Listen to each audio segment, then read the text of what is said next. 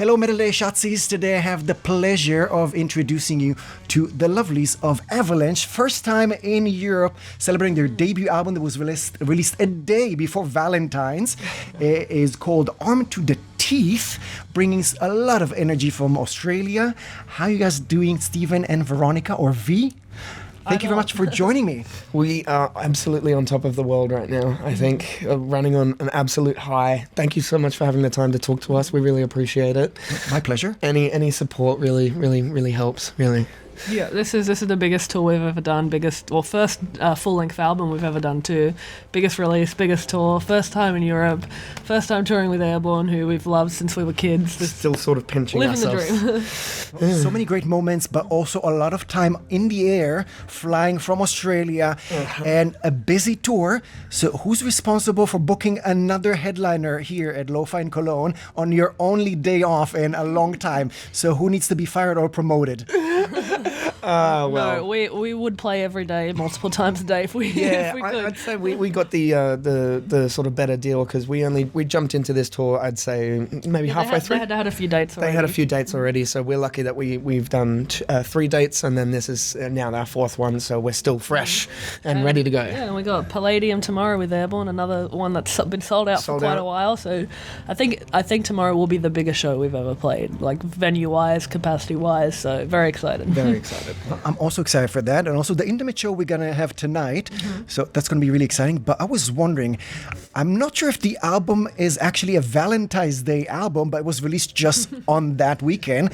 So is there a hidden message that we didn't see? We figured, because me and Veronica have been married for 5 years now, and we're obviously the front duo of the band, so we figured it was sort of fitting that we release it around Valentine's Day and, get the lover side into it, because we've really developed. We met each other through the band, and we have some little moments in our live sets as well. Yeah. And it worked out really well with our Airbourne tour starting on Valentine's Day too, so we thought, perfect, let's do it.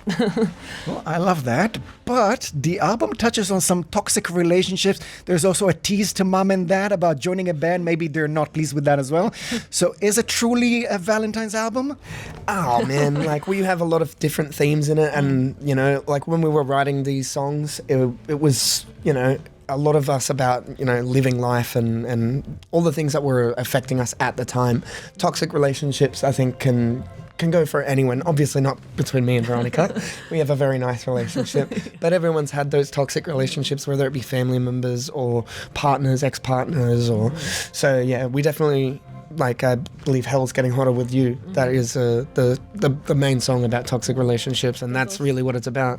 There's also Blondie, which we wrote about our old guitarist's taste in women. So, bit of fun there. And yeah, Dad, I joined a rock and roll band. That's a very tongue-in-cheek kind of song. I had that idea for a while. I think it's kind of like, say being a teenager and playing music for the first time. Obviously, your parents don't want you doing that. They don't want you joining a band. It's not the most lucrative career choice for many. But believe it or not, she actually wrote most of the riffs for Armed to the Teeth when she was 16. Yes. So she was, spending a lot of time playing music when she probably should have been studying. Yes. My dad wasn't happy to start with, but he has come around now. He's here on tour with us, and he has come to just about all of our shows, I think. I'd say just about every single He's definitely show. come around. That's more from the perspective of 16-year-old Veronica and her dad. So what's going through your head when you're packing for this massive tour, about to release your debut album, and going to the other side of the world, different languages, definitely different weather? You told me that's the first time that you've worn a scarf. Yep. So what is going through your head when you're packing? It's insane. Don't forget anything important. We've never even seen snow before. I mean, I think I saw it when I was a little baby, because there is like 1 or 2 places in Australia where you do get a little bit of snow, but I don't remember that.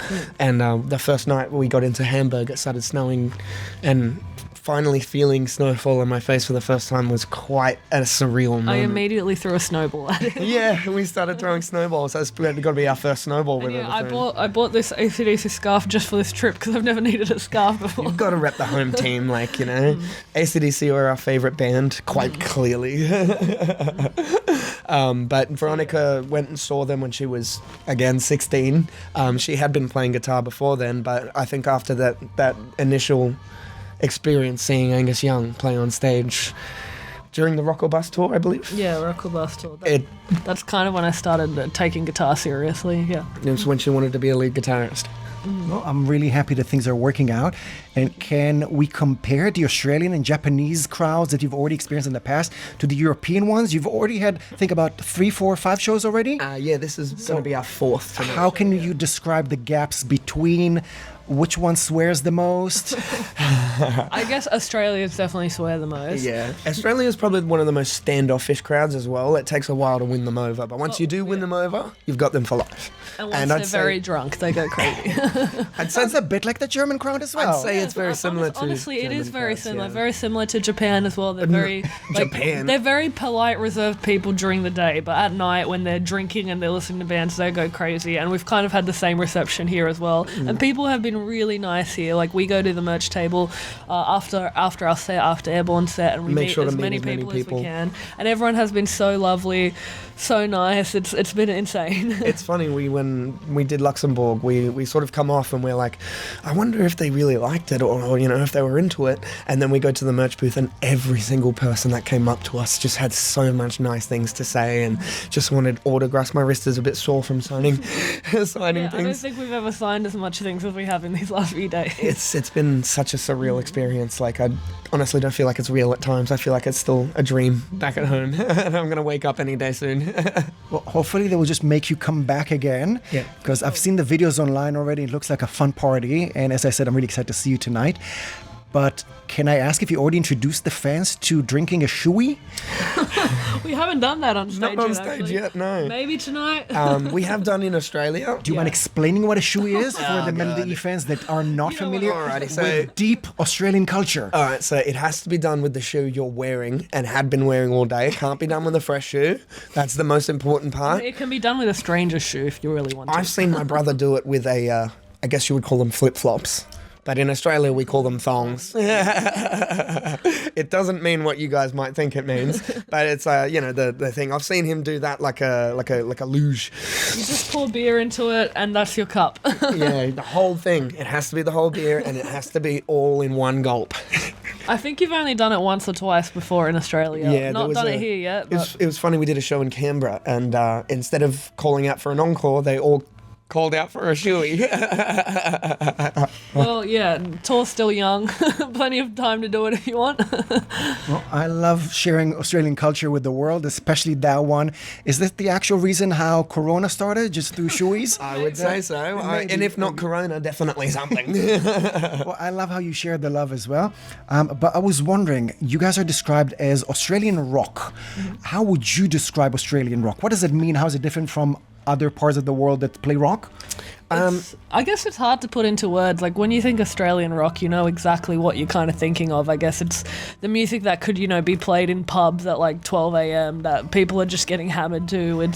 It's blues based. It's very heavy. It's very fast. It's got a lot of charisma and attitude. A lot of tongue in cheek. Yeah, very Aussie humour and that kind of stuff. No one. If you take yourself too seriously, you're not doing it right. Mm-hmm. But also something that introduced your album to me is saying that you're trying or rejuvenating Australian rock as well.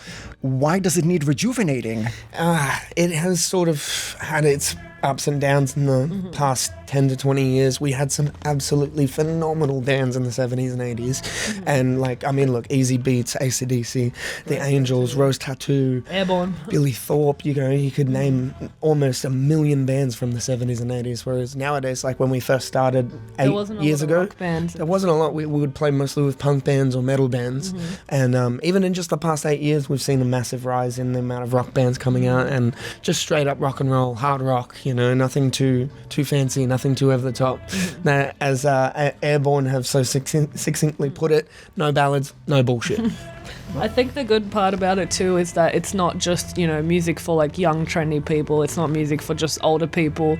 It's music for everyone. Like everyone's into this kind of music. Yeah, we've had very, very old fans come up and say they love us, and we've also had the ability to have young kids enjoy it, and that's the greatest thing about it, really. Metalheads, punk people, even like people who aren't into rock at all, they still like bands like AC/DC, they still like Aussie rock. It's a very widely appealing genre, I think, and anyone who hears it, whether you usually listen to that music or not, you instantly want to kind of bang your head, and that's the good thing about it, I think. My father himself was a singer back in the 70s and did some cool things with his band, also called Avalanche, which is where we got the name from.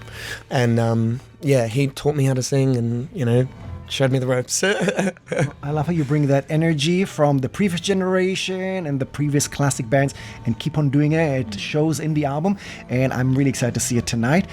But I'm going to confront you with some of your lyrics, because you have a song about Bonnie and Clyde, almost celebrating Bonnie and Clyde. Why is the new generation celebrating that toxic relationship that ended in death? Yes. Why is that relationship goals for some reason? Well, look, it's really about me and one of my siblings. There's a very, very love-hate relationship there, and I really wanted to write a song about that, because it's something that's affected me my whole life, and it's something I can really talk about. And the whole Bonnie and Clyde imagery worked really well, and the video sort of followed that. Tied the video around it. We had these two pretty cool actors who kind of dressed up like Bonnie and Clyde. Yeah, the first time we've ever actually had actors in a music video that we actually hired. We usually not your parents. No. That were chasing each other in a forest that was burning down. It was a very high concept video kind of thing. So that imagery, I guess, is cool. Or, Wild West, on the law, toxic relationships. It is enticing. Conflict is enticing, so that's kind of where that comes from, yeah. So how did your brother react? Is that brother, sister? All of them? Okay. How did your sister react to the song? Did she apologize? She doesn't know. She doesn't know. If she's watching it right now, so now you might have something waiting under your bed when you come back. I've already heard about all the creatures that are hiding in Australia, so now one of them is waiting under your bed. So any specific words you want to say to her, either peacefully or starting the next fight? I'm sorry. So now we need to meet again and check all the bruises and everything, see that you survived. But I was wondering, from your experience bringing the world together through music, so anything that you think that musicians, that fans, that the media, everyone need to do to make the scene more welcoming, more safe, for more people to pick up an instrument, for more people to join us in the mosh pit, different genders, different sexualities, different stories, different nationalities, for everyone to feel welcome. From your experience traveling, being in the mosh pit, being on stage, what do we need to do or stop immediately for more people to join us and smile with us? We just need to support up and coming bands, really. It's so difficult nowadays for a young musician who wants to play in a band to really get out there and start making a name for themselves. I think Australia in particular, it's taken us 8 years, to come here, yeah. Whereas back in the day it would have been a 1-2 year process. I think support from governments could definitely go a long way. Way more funding for the arts than what there is. And as much as we do appreciate the help we've gotten from the government, it's taken us 8 years and 4 international tours to actually get some help. So that sort of speaks for itself. But for people, all they have to do is show up. They just have to show up and ideally get some physical media, get some vinyls, get some CDs, get some shirts, because streaming isn't doing it at the moment. Unless, again, the government step in and maybe control streaming and the way musicians are paid a bit better. That's the only way, really, that we can keep going. Yeah, just support local music, really, because you never know where that local band will end up. And if they keep pushing and get that actual support, they could be the next AC/DC, they could be the next Airbourne. Yeah. And that's the most important part, really, for us. I mean, look at Joel O'Keefe. He came and saw us play, I'd say about 2 years ago in Melbourne, when there was only 20 people in the audience. And that was our first real meeting with him. And then after that, he's come to a few more shows and really helped us out and really been this driving force that, got us onto this tour. He really pushed to have us on this tour, and he even really supported us. He even said himself yesterday, or a couple of days ago, that he had a very close relationship with Michael Gudinski, who is a very big promoter in Australia. He's passed away now. But Michael always said to him, you need to support the up-and-coming musicians. It's very important. Do you think that need for support, especially in Australia, is partially because of how difficult it is to be a musician, but also partially because of your daily fight with the wildlife? 100%. 100%. I'd also say because everything is so far apart in Australia. You know, it takes us 9 to 10 hours just to drive from one city to another. And that in itself... Us like more than like a day or more than 2 to 3 days to get here. And that in itself is just very taxing on financials, very taxing on people. And if you do a couple of shows interstate, you don't make the money back, then you're looking at, you know, losing a lot of money. And unfortunately... It's more expensive to fly within Australia than it is to, say, fly to Japan or something. So, I was just going to say, so in 8 years in Australia, we've built ourselves up pretty well. In 2 years in Japan, we've already built ourselves bigger than it there. So how can we get you to come back to Europe? You're about halfway through the tour with Airbourne. As we said, we're celebrating your debut album, Armed to the Teeth. Yes. So how can we plan for you to come back to the festival season and next winter? It's so nice and chilly here, right? You love kind of the autumn fashion. So what do we need to do to get you to come back? Well, now that we're already working on it. We want to just a few shows already, and we need to come back as soon as possible. And now that we've done it in winter, we need to see what it's like in spring and summer. The crowds have already turned up for us. We're a bit worried, like, will anyone even show up for the support? But everyone's been there since the very start. They've all been loving it, and that's all we need. If the people like us, we'll be back if you want us back. Sounds great. Stephen and Veronica, it's been a pleasure talking to you. Is there anything else you want to say to fans out there before we say goodbye? We come back on March 4th, I think. Come back in Australia. To Australia, and we do have some Australian dates. So we'd like to plug some of those, and hopefully we're back in August. That's what we're working on. Sounds amazing. Guys, it's been a pleasure talking to you. Really like the sounds. Cannot wait to see your very lovely show tonight. So please keep on coming back and surviving all your fights with kangaroos and flying stuff. Thank you very much. Thank you so much for the time. We really appreciate it. Like I said, you're helping us support, you know. My pleasure.